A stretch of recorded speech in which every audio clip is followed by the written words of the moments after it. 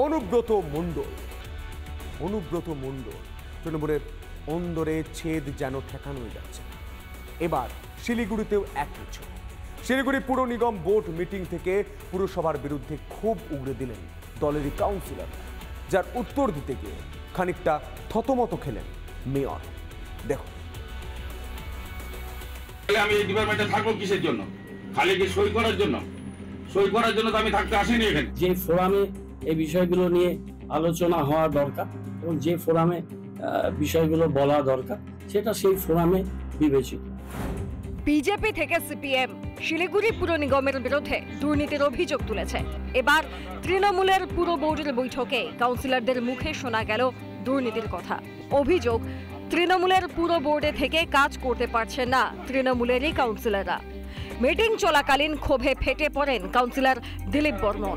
আমি যদি ডিপার্টমেন্টের দায়িত্বে থাকি এবং সেখানে যদি স্টাফদেরকে বলা হয় যে আপনারা গিয়ে সার্ভেটা করেন, করে দেখেন তারা টেডলেস আছে কি নেই, সেটা যদি খারাপ হয়ে থাকে তাহলে এই ডিপার্টমেন্ট আমার থেকে লাভটা কি? শুধু দিলীপ বর্মন একা নয়, শহরে বেআইনি নির্মাণ নিয়ে ক্ষোভে ফেটে পড়েন আরেক তৃণমূল কাউন্সিলর। একটা প্লটের সামনে যদি ফাঁকা প্লট থাকে, তারপরে যদি রোড থাকে, ফাঁকা প্লটে যদি বাড়ি না হয়, তাহলে আমি কখনোই ওই ফাঁকা প্লটটাকে আমি রোড হিসেবে ট্রিট করতে পারবো না, আমি ওই অ্যাডভান্টেজ নিতে পারবো না। বাট এখানে হয়ে গেছে। শিলিগুড়ির আগামী দিনের ভবিষ্যৎ কি হবে যদি আমি ওই রোডটাকে ওইখানে যদি আবার ওখানে 7 স্টোরের বিল্ডিং দিয়ে দেই? দলীয় কাউন্সিলররা পুরো বোর্ডের দুর্নীতি প্রকাশ্যে নিয়ে আসায় ভেবাচাকা খেয়ে যান মেয়র।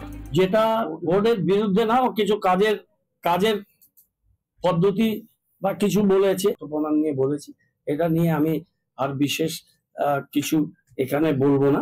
বাকিটা যে ফোরামে এই বিষয়গুলো নিয়ে আলোচনা হওয়া দরকার এবং যে ফোরামে বিষয়গুলো বলা দরকার সেটা সেই ফোরামে বিবেচিত।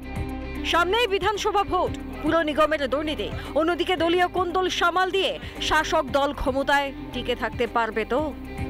শিলিগুড়ি থেকে রণজিৎ বোসের রিপোর্ট, রিপাবলিক বাংলা।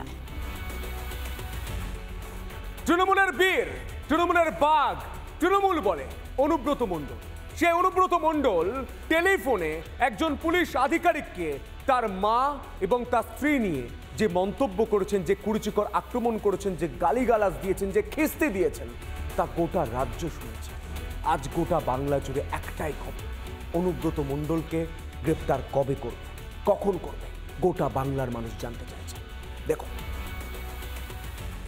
যারা মোটরসাইকেল ইমিডিয়েটলি অ্যারেস্ট করুন, কোনো কাহিনী শুনবো না। 9টার ভেতরে বাড়ি ঘর ভেঙে আমি চালিয়ে দেবো, মেরে হাত পা ভেঙে দেবো।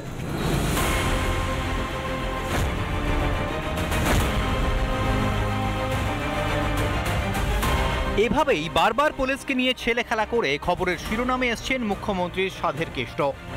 এবার সেই অনুব্রতর আরও এক কুকীর্তি ফাঁস। এবার বোলপুরের আইসি ও তার পরিবারকে কদর্য আক্রমণ বীরভূমের তৃণমূল নেতা অনুব্রত মণ্ডলের। লাগাম ছাড়া কুকথা অনুব্রতর। বোলপুরের আইসিকে হুমকি কেষ্ট, কদর্য কথা চুপচাপ হজম পুলিশ কর্তার। কুকথার অডিও ক্লিপ ভাইরাল।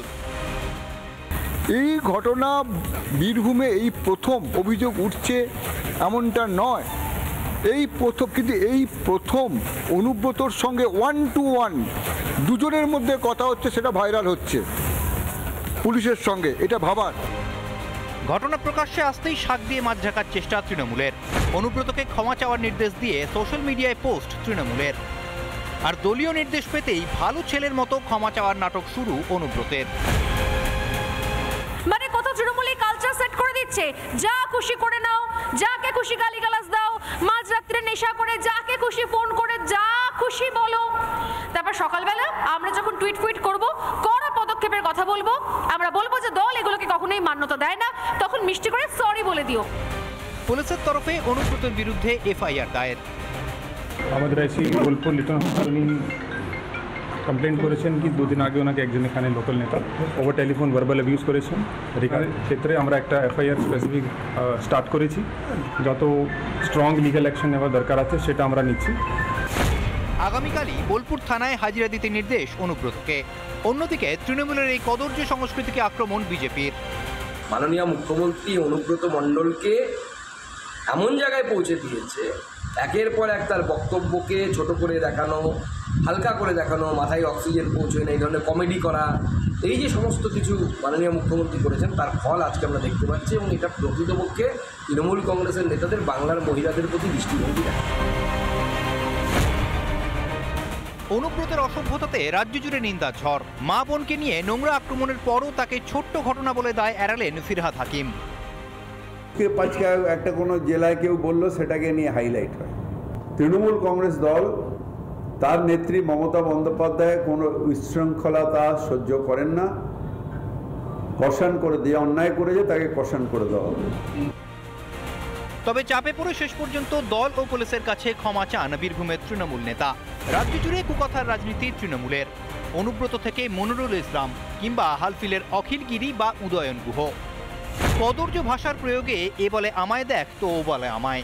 কেন নেতাদের মুখে লাগাম পড়াতে পারছে না শাসক দল তৃণমূল? রিপাবলিক বাংলা। নানা ধরনের কন্টেন্ট দেখার জন্য লাইক করুন, শেয়ার করুন আমাদের ফেসবুক পেজ, সাবস্ক্রাইব করুন আমাদের ইউটিউব চ্যানেল। পাশাপাশি অন্যান্য ব্রেকিং নিউজের জন্য অবশ্যই চোখ রাখুন রিপাবলিক বাংলায়।